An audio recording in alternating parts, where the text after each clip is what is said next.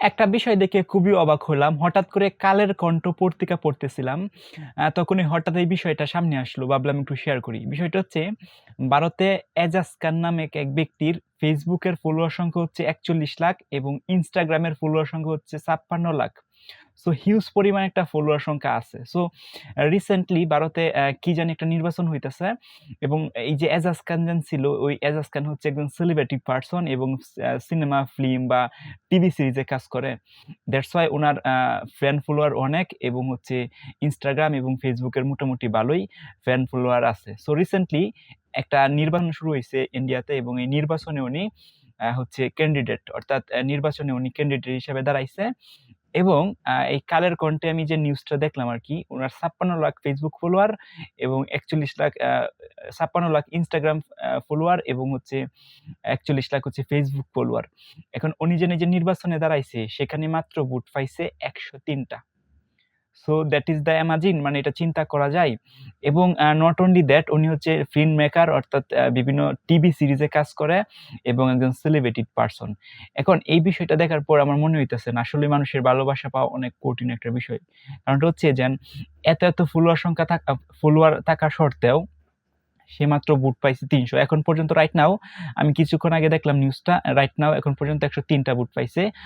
অপরপক্ষে যার যেন নিকটতম যে ক্যান্ডিডেট আছে সে মনে হয় আরো ৪১ লাখ না ৪২ লাখ ভোটে এগিয়ে আছে। মানে হিউজ পরিমাণ ভোটে এগিয়ে আছে।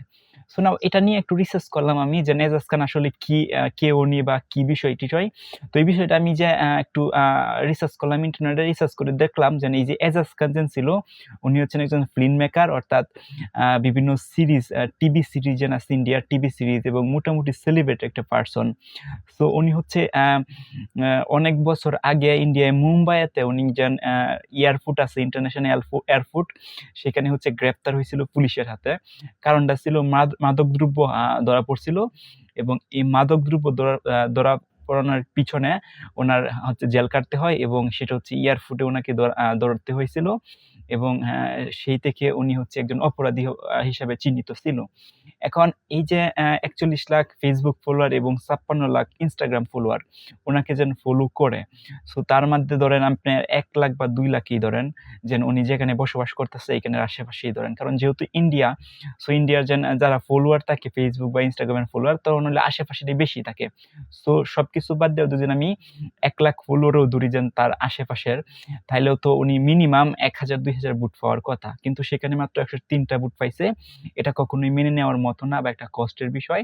আর আমার মনে হইল যে উনি ভোট আ না পাওয়ার পিছনে হচ্ছে এটাই কারণ থাকতে পারে যে উনি হচ্ছে ভালো লোক না বলতে সেটাও তো জানি না আমরা। কিন্তু আমি রিসার্চ করে দেখলাম যে একবার মাদকদ্রব্যর জন্য একটা এয়ারপোর্ট থেকে উনি গ্রেপ্তার হয়েছিল। গ্রেপ্তার হওয়ার পর উনাকে আর হচ্ছে এই যে এয়ারপোর্টে যে পুলিশ আছে তারা গ্রেপ্তার করার পর হচ্ছে অনেকদিন জেল কাটছে। জেল কাটার পর এখন আবার সেলিব্রিটি এবং এই পরিমাণ ফ্যান ফলোয়ার আছে।